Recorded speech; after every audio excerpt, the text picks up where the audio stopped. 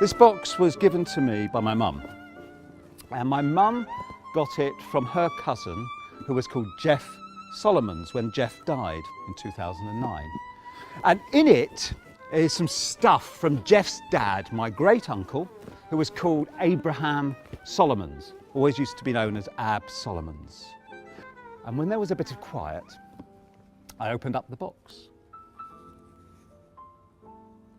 And inside there was chaos.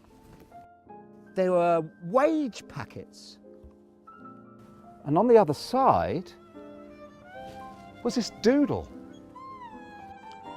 And then I noticed that he drew these fully formed pictures.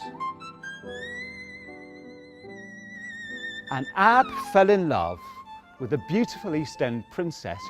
Her name was Celie Brenner.